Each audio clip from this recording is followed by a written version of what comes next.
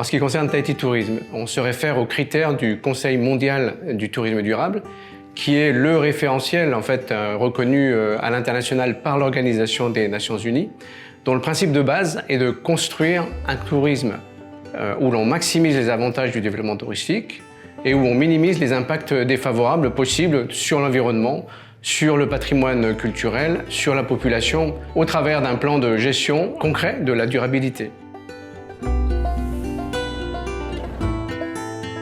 Malgré la notoriété de Tahiti et ses îles, nous avons la chance de ne pas encore avoir été touchés par un tourisme de masse. À la reprise de l'activité touristique post-Covid, c'est le moment ou jamais d'anticiper et de passer d'un modèle de développement insouciant, pour ne pas dire incontrôlé, vers un modèle responsable et maîtrisé pour éviter justement les erreurs de nombreuses destinations qui doivent faire face à un surtourisme.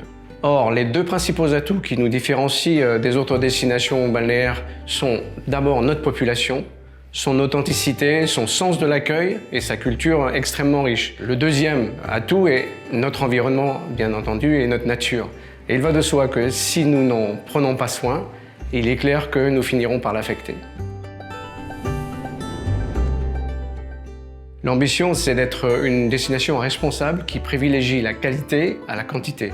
Et c'est pour cela que d'ailleurs dans la stratégie FM27, on a intégré des principes comme un seuil de 280 000 touristes d'ici 2027, ou autrement dit un ratio d'un touriste par habitant, ou le fait de vouloir développer les îles qui ont un potentiel touristique pour mieux répartir les bénéfices et les flux touristiques, et en même temps ne pas augmenter la pression sur les îles qui sont déjà populaires. Tahiti et ses îles se veut être une destination qu'on appelle slow tourisme, où l'on privilégie l'expérience et où on incite donc à prolonger la durée du séjour. Donc c'est gagnant-gagnant.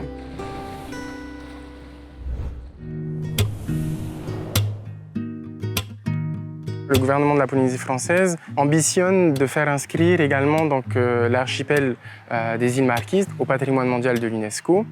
Et pour ce faire, l'équipe projet a consulté bien évidemment la population locale. Ils veulent absolument éviter un tourisme de masse qui ne soit pas en adéquation en fait, avec les valeurs marquisiennes. À chaque fois qu'on fait du tapa ou qu'on fait un moment de danse ou juste de partage, la personne, quand elle repart, elle change complètement sa vision et on sait que quand il va rentrer au bureau dans un building au 60e étage, il va se dire « mais il y a un bout de la Polynésie qui est resté avec moi ». Et c'était pas juste un bout de spectacle, c'était un bout au fait humain et c'est sur ça qu'on est sur le durable au fait.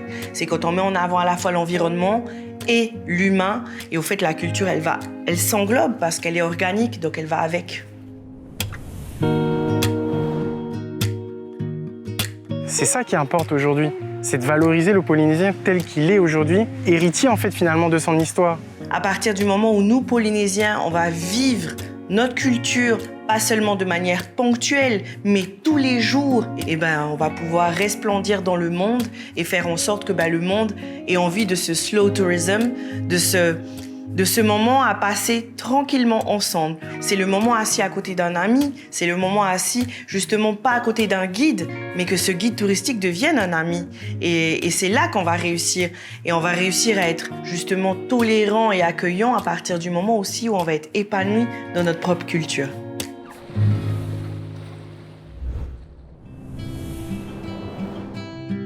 Le tourisme durable, c'est celui qui va avoir un impact positif et sur l'environnement, et sur la population, et aussi un impact économique positif. Ce musée, il s'inscrit clairement dans cette logique-là, puisque l'objectif, c'est à la fois de valoriser l'environnement et de le protéger. On a un effet positif social également, puisque la totalité des salariés du musée sont issus des quartiers prioritaires de Moorea. Et puis un objectif économique, puisque l'objectif, c'est quand même que le Whare Natura, il soit autofinancé, et qu'on ait un site finalement qui ne soit pas sous perfusion de subventions, et qui puisse finalement maintenir son activité grâce à sa propre activité.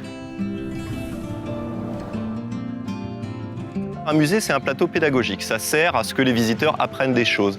Mais on peut aussi inverser les choses et puis se dire que ce plateau pédagogique, il va permettre aussi de former des gens. Donc la quasi-totalité des personnes qui travaillent au Whare Natura sont des jeunes qui sont issus des quartiers prioritaires et puis avec une préférence à la proximité. Aujourd'hui, la plupart des gens qui travaillent au musée, ils habitent le quartier Urufara, le quartier d'Embouchure ou les quartiers de Papetoai.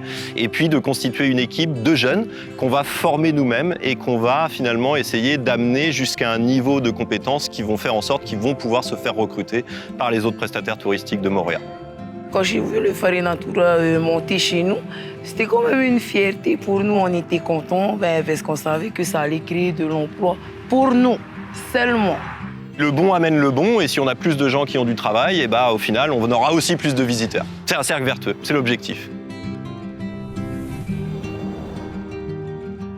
Souvent, quand on imagine un site touristique, on pense en premier lieu aux touristes extérieurs, et puis on oublie parfois les résidents ou les habitants qui sont les plus proches. L'intégralité du musée, il est en tahitien.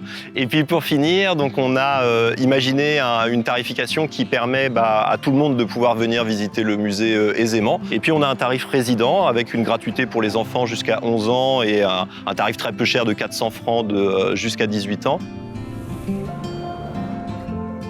On a un livre d'or à la sortie du musée, là, donc les visiteurs peuvent écrire un petit peu ce qu'ils veulent dedans. Et ce qui est assez rigolo quand on lit le livre d'or, enfin c'est même très touchant, c'est qu'on a peu de remarques en fait sur le bâtiment ou même les contenus, et la quasi-totalité des remarques c'est sur l'équipe, sur les gens qui travaillent au musée. Donc c'est ça qui est le plus sympa, c'est que finalement de se rendre compte que les visiteurs, ils adhèrent à ce concept de se dire que un lieu touristique c'est aussi un lieu où on rencontre la population.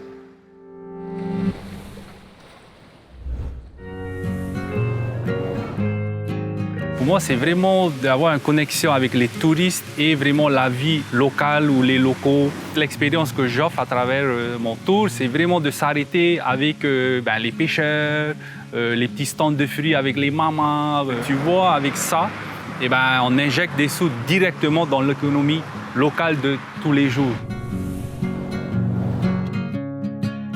Il y a beaucoup de saisons ici, il ne faut pas oublier ça. Les gens ils cueillent de leurs arbres.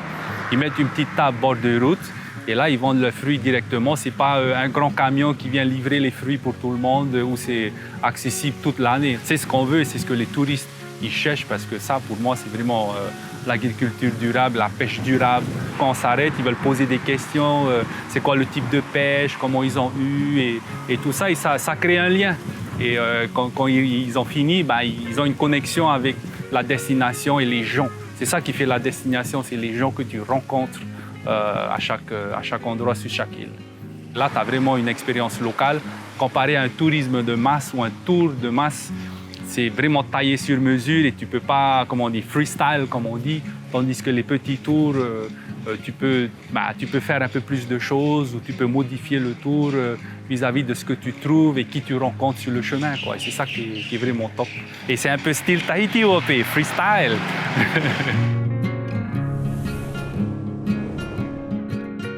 J'ai l'impression presque tous les jours, c'est quand les touristes ils te regardent, ils te prennent vraiment la main et genre, ils te remercient. Limite, des fois, ils veulent pleurer parce que tu vois, l'expérience les a touchés, les gens les a touchés. Et je pense que c'est les gens qui rencontrent à chaque petit stop et la vie quotidienne, ils n'ont peut-être pas ça chez eux. Et ici, ils voient que les gens sont chaleureux. Et c'est ça qui les touche le plus et ça les affecte et ça te fait réaliser qu'on a vraiment un cadeau ici en Polynésie, de partager ça avec les gens et c'est top de faire ça.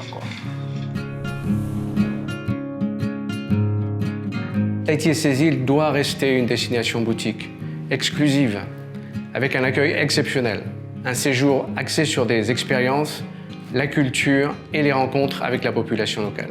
C'est comme ça que nous allons faire la différence. Fa'ar Ir Amanihini, l'accueil qui nous ressemble et nous rassemble.